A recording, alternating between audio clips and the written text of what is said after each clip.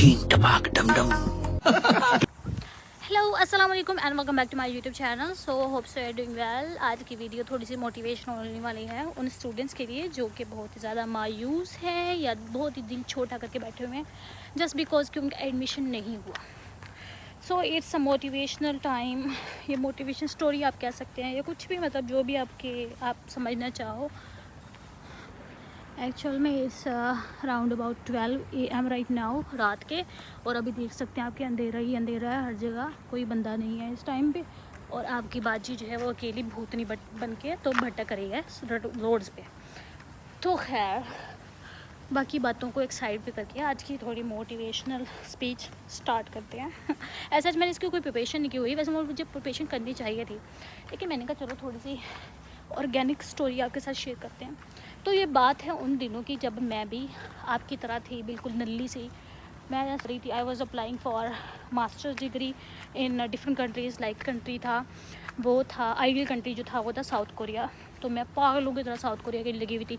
मैंने उसकी लिस्ट बनाई हुई थी, जो कि प्राइवेट यूनिवर्सिटी थी उनकी भी और जो पब्लिक थी उनकी भी, जहाँ पे स्कॉलरशिप मिलती थी वो भी, जहाँ पे सेल्फ में पढ़ा जा सकता था उनकी, मतलब समझ रहे होगे। मतलब मैंने हर चीज़ की जो है वो एक लिस्ट बनाई हुई थी। लेकिन इन द एंड क्या हुआ, फिर मैंने अप्लाई करना शुरू किया, उनको मेल्स की प्रोफेसर्स को। बहुत सारे प्रोफेसर ने मुझे बिल्कुल रिस्पॉन्स नहीं किया। फिर मैं साथ साथ चाइना के लिए भी अप्लाई करी थी। मतलब इनके सेकंड ऑप्शन है तो आपके पास होना चाहिए ना, हर चीज़ का प्लान भी तो होना चाहिए। थक गई।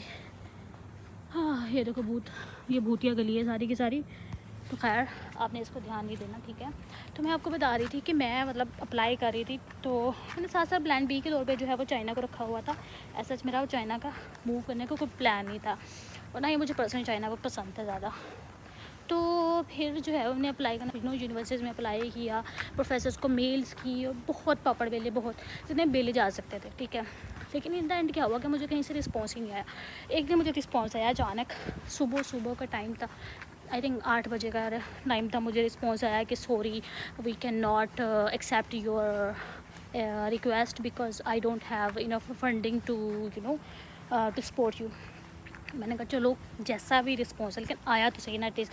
मुझे उस दिन बहुत खुशी हुई क्योंकि मेरा वो पहला रिस्पॉन्स था, बेशक वो रिजेक्शन का ही था, but I was so happy at that moment. ज़िंदगी का वो पहला रिजेक्शन का था, लेकिन मुझे वो रिस्पॉन्स बैक आया था, मतलब थोड़ी सी मुझे हिम्मत मिली, मुझे कि मोटिवेशन हुई कि भाई आई कैन डू इट। बेशक रिजेक्शन का आया है, एटलीस्ट उन्होंने मुझे देखा तो सही ना। तो फिर जो है वो बाजी की जो हिम्मत थी वो सवासिर हो गई, ठीक है।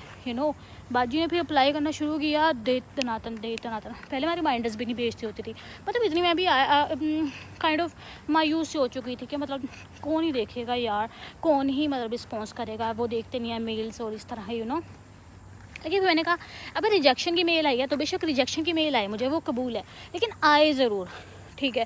फिर मैंने दोबारा से उनको जो है वो रिमाइंडर्स भेजने की शुरू किए। और फिर करनी क्या हुई कि मैंने अपने जहाँ पे मैं अभी हूँ इस वाली टीचर को मैंने मेल की थी, आई थिंक इन नवंबर में शायद मैंने की थी मेल। और उसके बाद ना भूल गई थी, मतलब मैंने रिमाइंडर नहीं भेजा था ना, मैंने पहले बताया कि मैं रिमाइंडर नहीं भेजती होती थी प्रोफेसर्स को। तो मेरे पास लिस्ट थी, थाउजेंड्स में लिस्ट थी पड़ी हुई ना, चाइना की भी थी और जापान उसकी थी, साउथ कोरिया की भी थी। तो मतलब मैं इतना वो उसको नोटिस नहीं ले रही थी, चाइना को तो बिल्कुल भी नहीं ले रही थी, ठीक है। फिर मैंने कहा क्यों ना चाइना को भी मतलब प्रायोरिटी के तौर पे तो लेना चाहिए ना, आपके पास प्लान भी होना चाहिए। फिर मैंने जो है वो चाइना वाले टीचर्स को भी रिमाइंडर भेजा।